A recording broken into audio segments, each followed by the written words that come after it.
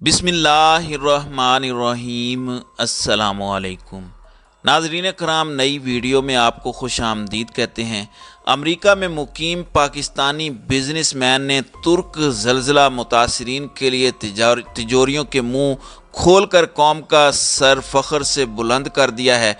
तुर्क ज़लज़ला मुतासरीन के लिए $3 करोड़ का अतिया दिया है। हुकूमत पाकिस्तान भी तुर्क भाइयों के लिए 10 अरब का इमदादी फ़ंड कायम कर चुकी है। एयरबुश से यौमिया मुतादिद फ़्लाइट्स अशियाए ज़रूरिया लेकर अनकरा पहुँच रही हैं। दूसरी जानिब पाँचवें रोज़ भी मलबे से 100 तुर्क शहरी ज़िंदा निकल आए हैं और ये बड़ा ही अहम वाक़या हुआ है, जबकि तुर्की और शाम में इस वक्त ज़लज़ले से अमवात की तादाद 28,000 से तजावुज़ कर चुकी है, जबकि अक़वाम मुत्तहिदा की जानिब से ये ख़दशा ज़ाहिर किया गया है कि यह तादाद 50,000 से बढ़ सकती है।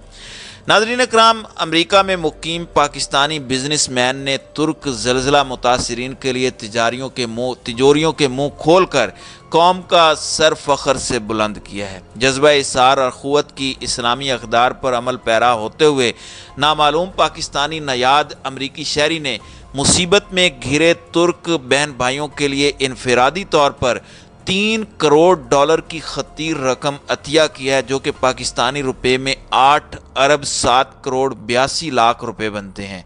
अमेरिका में तुर्की के सफ़ीर मुराद मरकन ने CNN से गुफ्तगू करते हुए कहा कि एक पाकिस्तानी नयाद शहरी वाशिंगटन में वाक़ तुर्क सफारत खाने आए और $30 मिलियन इमदाद का ऐलान किया। उनका कहना था कि टर्किश अमेरिकन एसोसिएशन और तुर्क कौंसल खाने ज़लज़ले से मुतासरा इलाकों में इमदादी सामान और पैसा पहुँचाने के लिए मुनज़्ज़म अंदाज में काम कर रहे हैं।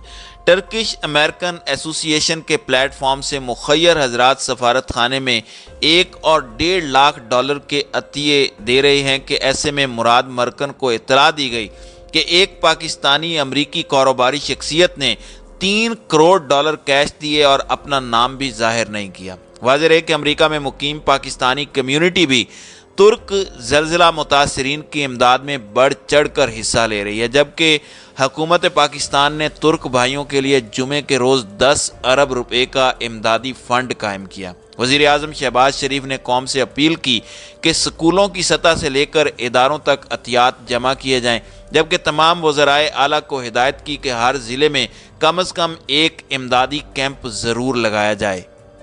नाज़रीन कराम, इमदादी कारकुनों ने तुर्किया और शाम में तबाही मचाने वाले ज़लज़ले के तकरीबन एक हफ्ते बाद एतवार के रोज़ एक 7 माह के बच्चे और एक 9 उम्र लड़की को भी मलबे से निकाला है। रिपोर्ट के मुताबिक क़यामत खेज़ ज़लज़ले के नतीजे में मरने वालों की तादाद इस वक्त 28,000 से तजावुज़ कर चुकी है। अक़वाम मुत्तहिदा की फ़लाही शाख के सरबराह मार्टिन ग्रिफ़िथ्स ज़लज़ले से होने वाले नुकसानात का जायज़ा लेने के लिए हफ्ते के रोज़ जनूबी तुर्किया पहुँचे। उन्होंने कहा कि उन्हें ख़दशा है कि हलाकतों की तादाद कम अज़ कम दुगनी हो जाएगी। अब तक हज़ारों इमदादी कारकुन शदीद सर्द मौसम के बावजूद मुतासरीन को तलाश कर रहे हैं। सर्द मौसम ने लाखों अफराद की तकालीफ में मज़ीद इजाफा कर दिया है, जिन्हें इमदाद की शदीद ज़रूरत है। सरकारी मीडिया के मुताबिक सिक्योरिटी खदशात के बायस कुछ इमदादी कार्रवाइयाँ मुअत्तल कर दी गई और तुर्किया में ज़लज़ले के बाद मुतासरीन को लूटने या उन्हें धोखा देने की कोशिश करने के इल्ज़ामात में दर्जनों अफराद को भी गिरफ्तार किया है। ताहम फिर भी तबाही और मायूसी में ज़िंदा रहने की मौजज़ाती कहानियाँ सामने आ रही हैं। तुर्किया के सरकारी मीडिया के मुताबिक जनूबी होताए में हमज़ा नामी एक 7 माह के बच्चे को ज़लज़ले के 140 घंटे बाद बचा लिया गया, जबकि 13 साला अस्मा सुल्तान को भी गाज़ी अंतीब में ज़िंदा निकाल लिया गया। मुतासरीन के अहल खाना जनूबी तुर्किया में अपने लापता रिश्तेदारों की लाशें तलाश करने के लिए जिद्दोजहद कर रहे हैं। मार्टिन ग्रिफ़िथ्स ने कहरमान मरश के ज़लज़ले से मुतासरा इलाकों का भी दौरा किया और मीडिया से बात करते हुए अमवात की तादाद दुगनी या इससे भी ज़्यादा होने का ख़दशा ज़ाहिर किया। ट्विटर पर पोस्ट करदा एक वीडियो में उन्होंने कहा कि जल्द ही तलाश और बचाव का काम करने वाले कारकुनान इंसानी हमदर्दी के इदारों के लिए रास्ता बनाएंगे, जिनका काम आने वाले महीनों तक मुतासरीन की गैर मामूली तादाद की देखभाल करना है। अक़वाम मुत्तहिदा ने खबरदार किया कि तुर्किया और शाम में کم از کم 8,70,000 افراد کو گرم خوراک کی ضرورت ہے۔ صرف شام میں ہی 53 لاکھ افراد بے گھر ہو چکے ہیں۔ عالمی ادارہ صحت نے کہا ہے کہ اس نے ہفتے کے روز 4 کروڑ 28 لاکھ ڈالر کی ہنگامی اپیل کی ہے تاکہ صحت کی فوری ضروریات کو پورا کیا جا سکے، اور خبردار کیا کہ درجنوں ہسپتالوں کو نقصان پہنچا ہے۔ ترکیہ کی ڈیزاسٹر ایجنسی کا کہنا ہے کہ ترک اداروں کے 32,000 سے زائد افراد سرچ اور ریسکیو کی کوشش کر رہے ہیں، جبکہ 8,294 بین الاقوامی امدادی کارکنان بھی اس کام میں حصہ لے رہے ہیں۔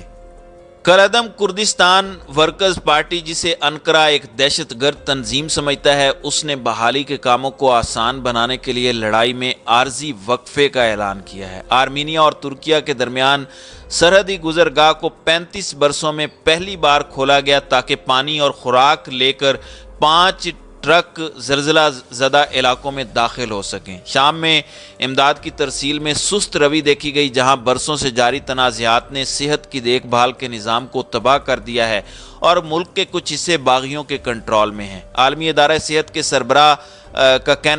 سربراہ کا ہنگامی طبی آلات سے بھرے جہاز کے ذریعے زلزلے سے متاثرہ علاقے حلب میں پہنچے ہیں۔ انہوں نے شہر کے تباہ شدہ حصے کا دورہ کیا اور والدین کو کھو دینے والے 2 بچوں سے ملاقات کی۔ ایک ٹویٹ میں ان کا کہنا تھا کہ وہ کس تکلیف سے گزر رہے ہیں، ان کو الفاظ میں بیان کرنا ممکن نہیں ہے۔